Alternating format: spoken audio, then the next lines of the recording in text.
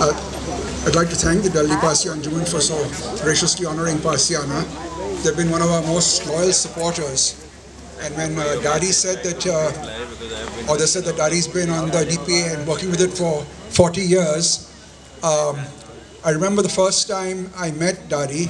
I think it was in 1974. I had just taken over Parsiana, and he phoned up and said that the Delhi Parsi Anjuman would like to make a donation to the magazine, and I was quite taken in because that was the first donation we were getting. And I was sitting in the office waiting for him to come, and in strode this person with hair up to his shoulders, a large mustache, cowboy boots, thick belt, I think. And I kept thinking that this must be some joke. It can't be a trustee. I'd never seen a trustee like that. And I listened to him, and then he produced a check. It was 500 rupees, which was a lot of money in that time. So that's the first time I got to know Daddy, and I've known him since then. I got to know him better with the Federation when Sawak Nagolwala enrolled him as a secretary of the Federation. And then when things got difficult in the Federation and Bombay pulled out, then my friend Keki Gandhi came on. And I think between Sawak and Keki, they walked circles around the other trustees, especially of the Bombay Parsi Panchayat. And Sawak Nagolwala would come with a whole trunk full of papers. And as soon as anybody disagreed with him, he'd pull out one paper from the bag and show it. And if there was anything that he didn't agree with, he'd pull out some rule or the other to say that this was the rule over there.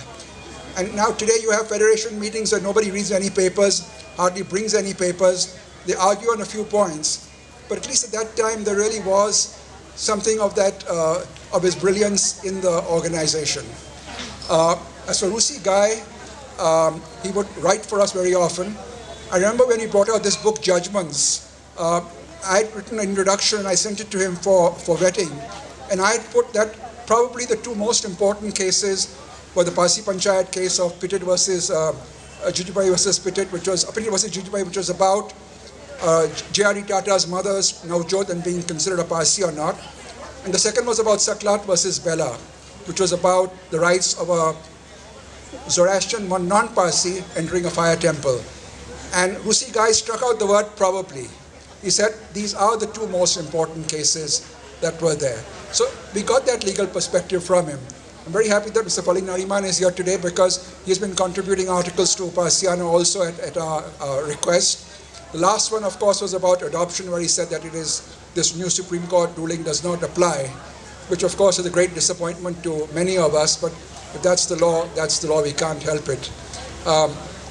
Soli Sorabji, of course, they mentioned about Meenu Masani and Freedom First. Soli Sorabji fought our first case against the emergency for censorship. We had to send our copy of Freedom First for censorship, and the censorship was totally arbitrary.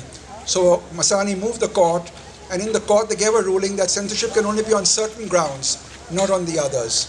And Mr. Demdan Andyaru Jina was also a Delhi resident now, was very active in the Committee for Electoral Reforms that brought about a lot of awakening in the community about electoral rights for the Panchayat.